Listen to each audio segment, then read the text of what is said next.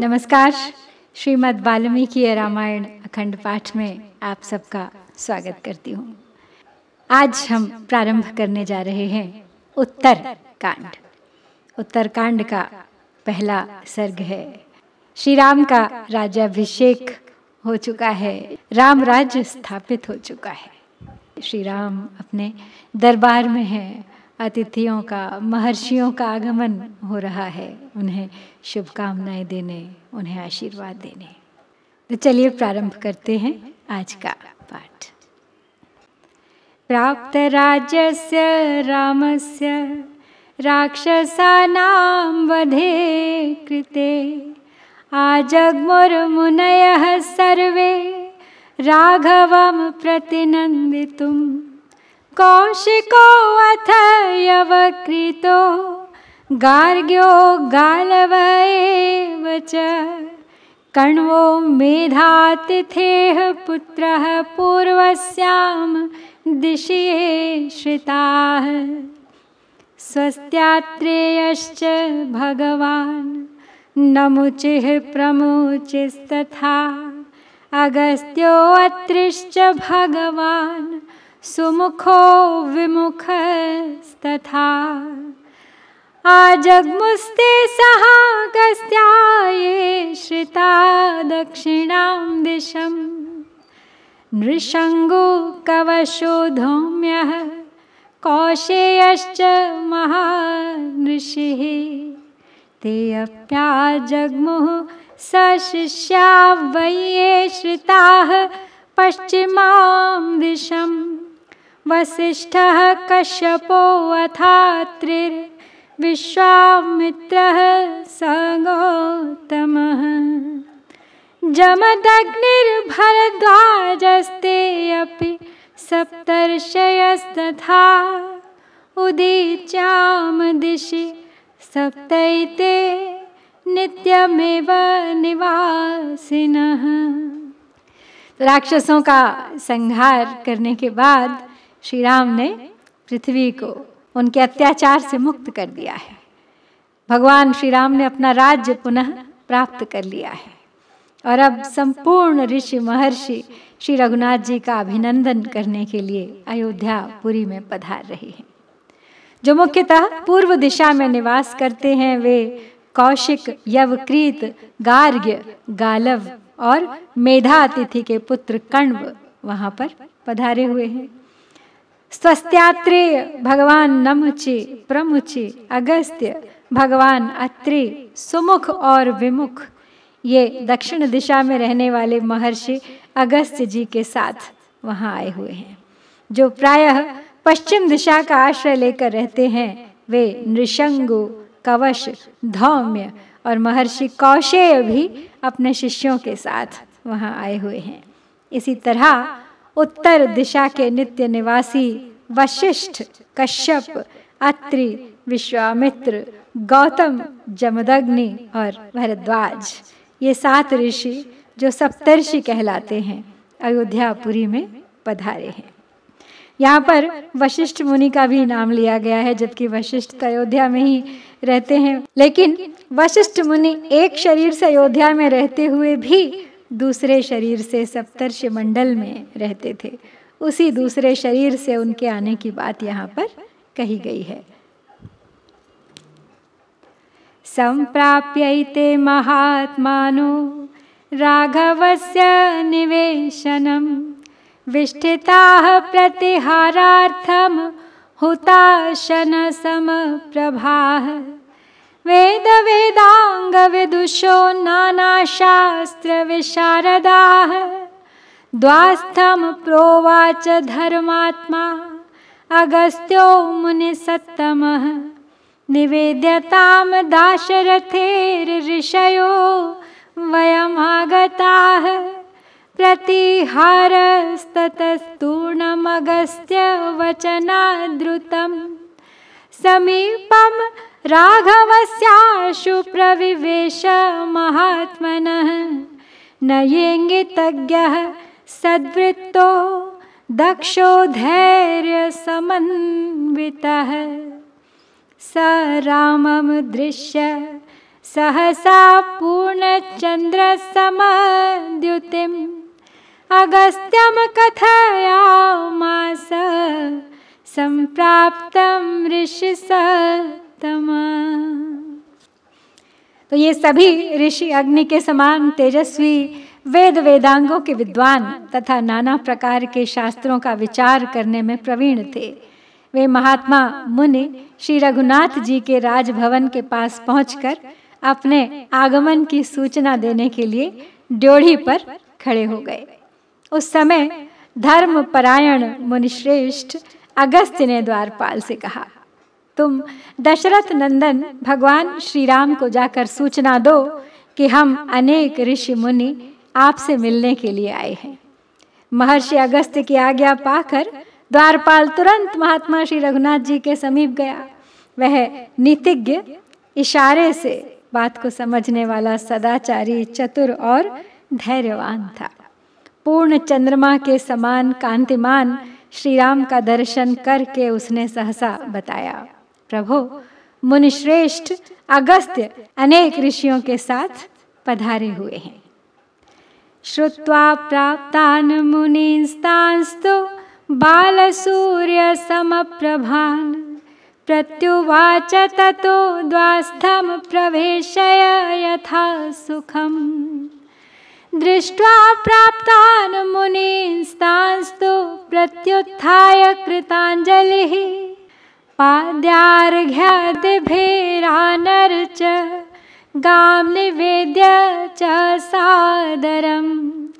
रामो अभिवाद्य प्रयत आसनान्यादिदेशः तेषु काञ्चन चित्रेषु महत्सु च वरेषु च कुशान्तर्धान दत्तेषु मृगचर्मयुतेषु च यथार्हमुपविष्टास्ते आसनेष्वऋषिपुङ्गवाः। रामेण कुशलं पृष्टाः सशिष्याः सपुरोगमाः महर्षयो वेदविदो रामं वचनमब्रुवन्।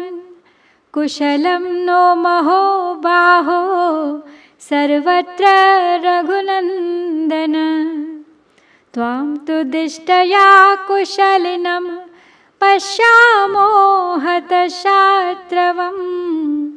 दिष्टया त्वया हतो राजन् रावणो लोकरावणः। तो प्रातः काल के सूर्य की भांति दिव्य तेज से प्रकाशित होने वाले उन मुनीश्वरों के पदार्पण का समाचार सुनकर श्री रामचंद्र जी ने द्वारपाल से कहा, तुम जाकर उन सब लोगों को यहाँ सुखपूर्वक ले आओ। आज्ञा पाकर द्वारपाल गया और सबको साथ ले आया। उन मुनीश्वरों को उपस्थित देख श्री रामचंद्र जी हाथ जोड़कर खड़े हो गए। फिर पाद्य, अर्घ्य आदि के द्वारा उनका आदर पूर्वक पूजन किया। पूजन से पहले उन सब के लिए एक एक गाय उन्होंने भेंट की। श्री राम ने शुद्ध भाव से उन सब को प्रणाम करके उन्हें बैठने के लिए आसन दिए। वे आसन सोने के बने हुए और विचित्र आकार प्रकार वाले थे।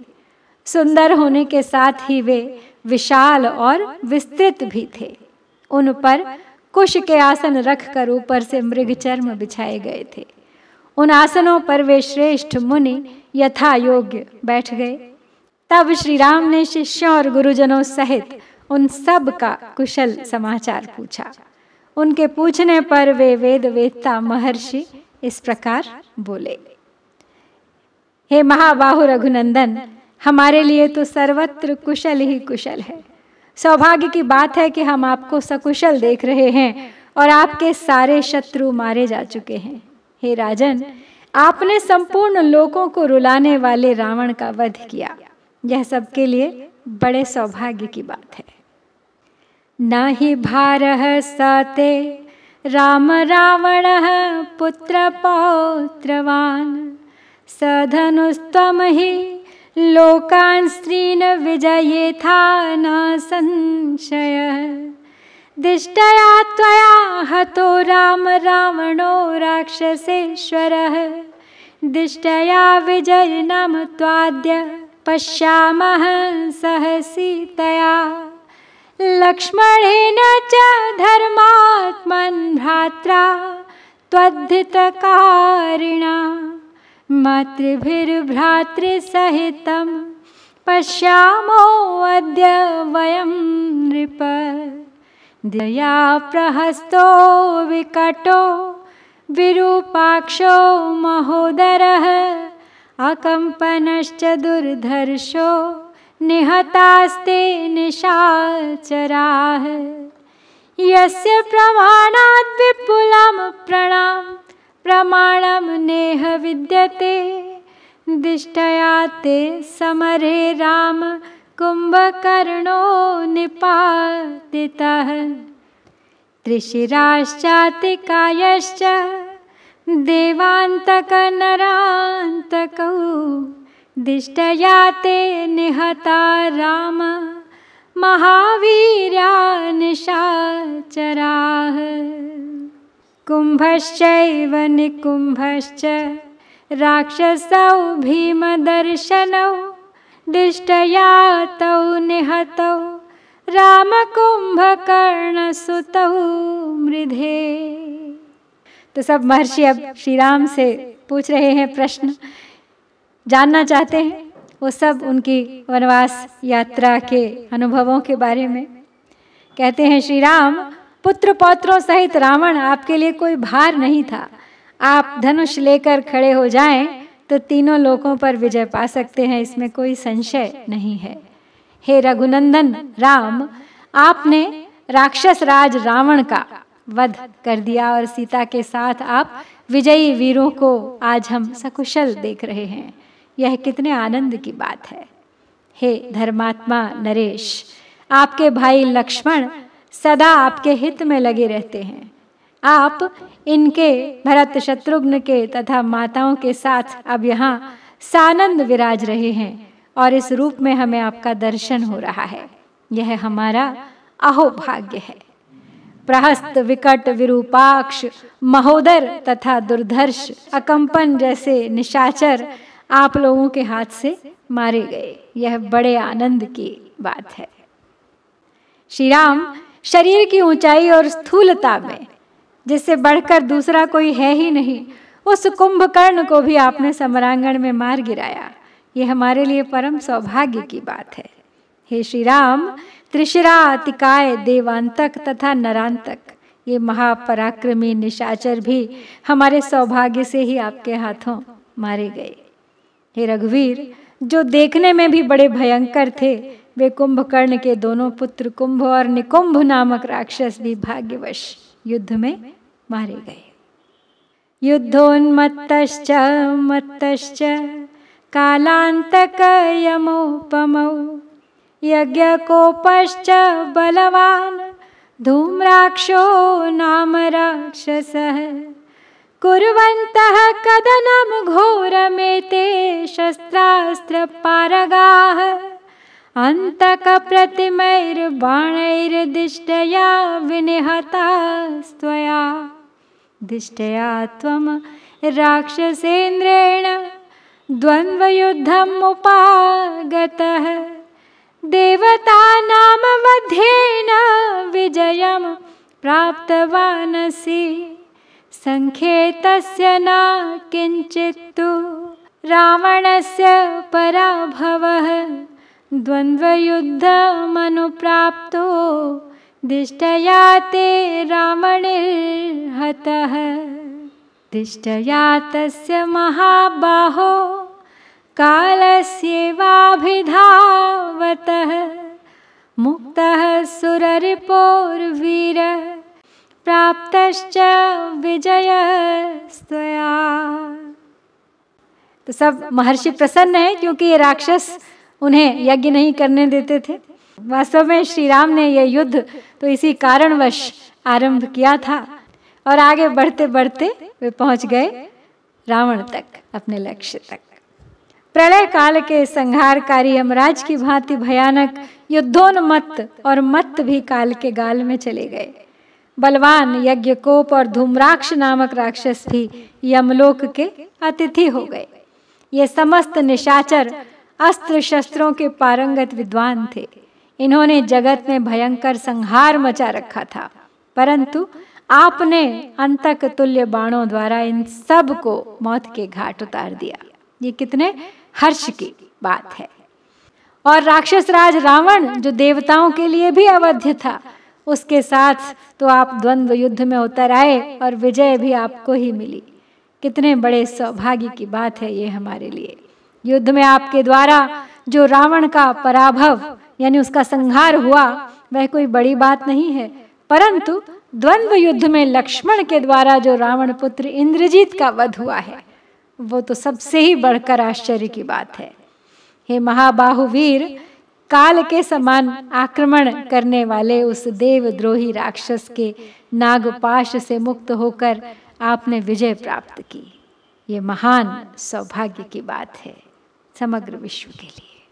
अभिनंदाम ते सर्वे संश्रुत्येन्द्रजितो वधम अवध्य सर्वभूतानां महामायाधरो युधि विस्मयस्त्वेषा चास्माकं तं श्रुत्वेन्द्रजितं हतम् एते चान्ये च बहवो राक्षसाः कामरूपिणः दिष्टया त्वया हता वीरा रघूणां कुलवर्धन दत्त्वा पुण्यामिमां वीर सौम्यामभयदक्षिणां दिष्टया वर्धसे काकुत्स्थ जयेनामित्रकर्षण श्रुत्वा तु वचनं तेषां मुनीनां भावितात्मनां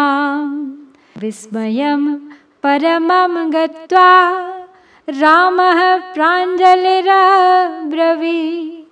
भगवन्तः कुम्भकर्णं रावणं च निशाचरम् अतिक्रम्य महावीर्यौ किं प्रशंसथ रावणीं महोदरं प्रहस्तं च विरूपाक्षं च राक्षसं मत्तोन्मत्तौ च दुर्धर्षौ देवान्तकनरान्तकौ अतिक्रम्य महावीरान् किं प्रशंसथ रावणीम्। आगे कहते हैं महर्षि कि इंद्रजीत के वध का समाचार सुनकर तो हम सब लोग बहुत प्रसन्न हुए थे और इसके लिए आपका अभिनंदन करते हैं। वह महामायावी राक्षस युद्ध में सभी प्राणियों के लिए अवध्य था। वह इंद्रजीत भी मारा गया, ये सुनकर हमें और भी अधिक आश्चर्य हुआ है। रघुकुल की वृद्धि करने वाले श्री राम ये तथा और भी बहुत से इच्छानुसार रूप धारण करने वाले वीर राक्षस आपके द्वारा मारे गए, यह बड़े आनंद की बात है। हे वीर ककुत्थ कुलभूषण शत्रुसूदन श्री राम, आप संसार को यह परम पुण्यमय सौम्य अभयदान देकर अपनी विजय के कारण बधाई के पात्र हो गए हैं, निरंतर बढ़ रहे हैं। यह कितने हर्ष की बात है। उन पवित्रात्मा मुनियों की वह बात सुनकर श्री रामचंद्र जी को बड़ा आश्चर्य हुआ। वे हाथ जोड़कर पूछने लगे, पूज्यपाद महर्षियों, निशाचर रावण तथा कुंभकर्ण दोनों ही महान बल पराक्रम से संपन्न थे। उन दोनों को लांघ कर आप रावण पुत्र इंद्रजीत की ही प्रशंसा क्यों करते हैं? महोदर प्रहस्त विरूपाक्ष मत्त उन्मत्त तथा दुर्धर्ष वीर देवांतक और नरांतक, इन महान वीरों का उल्लंघन करके आप लोग रावण कुमार इंद्रजीत की ही प्रशंसा क्यों कर रहे हैं निरंतर?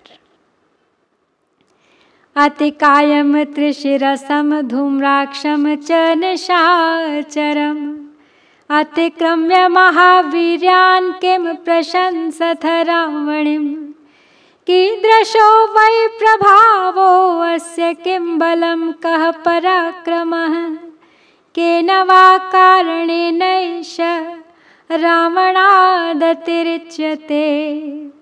शक्यं यदि मया श्रोतुं न खल्वा ज्ञापयामि वः।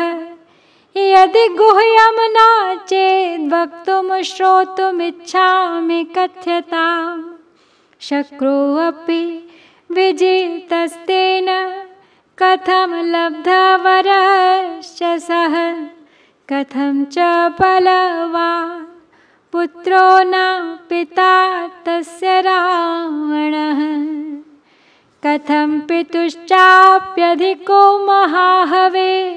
शक्रस्य जेता हि कथं स राक्षसः। वरांश्च लब्धाः कथयस्व मे अद्य। तत्पृच्छतश्चास्य मुनीन्द्र सर्वम्।